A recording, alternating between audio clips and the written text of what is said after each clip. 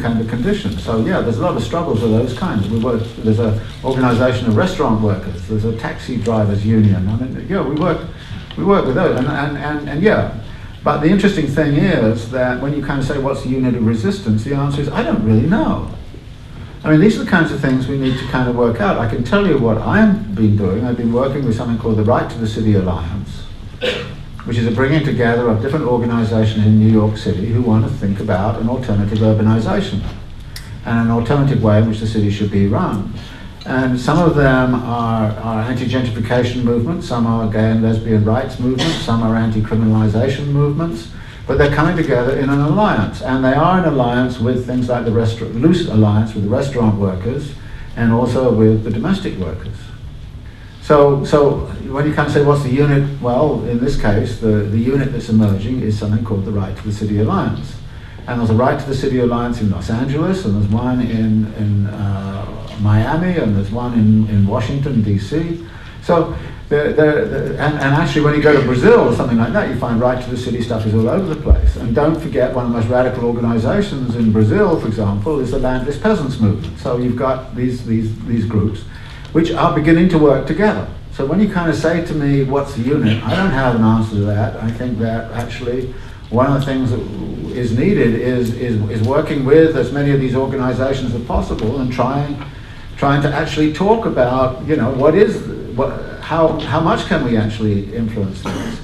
And it's not necessarily easy. I mean, when I'm working with Picture the Homeless or something like that in New York, it's about homeless people and their conditions of life and the harassment they receive. So I haven't got an answer to that. I'm just working towards trying to do something along those lines. I'm sure that you're trying to do the same thing. So we can actually work out what the unit of analysis may be. I don't have a priori kind of, oh, well, you have to do it like this. No. I think the different organizational forms are beginning to come together. And if you actually look at, for example, the Anti-Climate Change Alliance, you'll find an alliance between grassroots groups, you'll find peasant groups involved, indigenous groups involved, you'll find high-flying scientists involved, you'll find administrators involved. In other words, it's a very, very broad alliance which is attempting to create a significant shift. And that has emerged out of the nature of the problem. And the thing I kind of find very interesting about that is it deals with the relation to nature, the technologies, and it deals with the mental conceptions and the like. But it brings together these very different groups. I have no, easy solution to it. I wish I did. I mean, I just don't.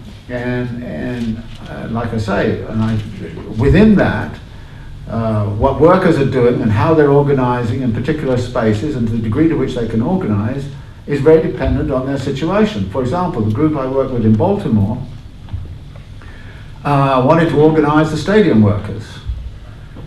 But you can't actually do that unless you have, under the National Labor Relations Board, so they didn't want to call themselves a union. So they called themselves a human rights organization. And this is what I mean by subversion. If you kind of say you've got to make a union, well, you've got to go through union law. But if they said we're a human rights organization, union law doesn't apply.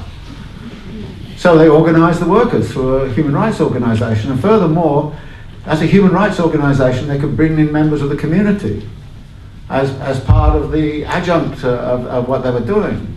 And they won their battle by a very simple stratagem. They said one day to the Maryland Stadium Authority, unless you give all of the workers who work in this place a living wage, we're going to stage a hunger strike outside the stadium. And the hunger strike would not be workers necessarily. There was going to be a priest, there was going to be a lawyer, there was going to be, in other words, they were as a human rights organization, and they won a living wage for all the workers.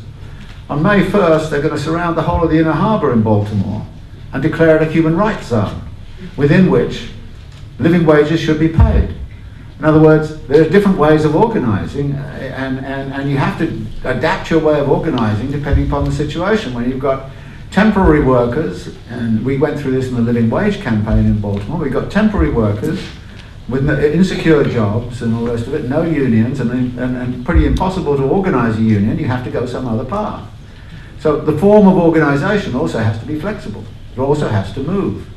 And those shifts are very, very important to me.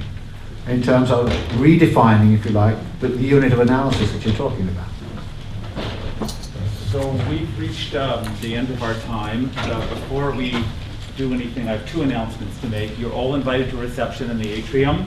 And those of you who would like David to sign a copy of his book for you, you've been invited by the publisher to form an orderly British queue outside, unless, of course, you want to be subversive and try some other strategy for it. So in any case, please join me in thanking David Harvey.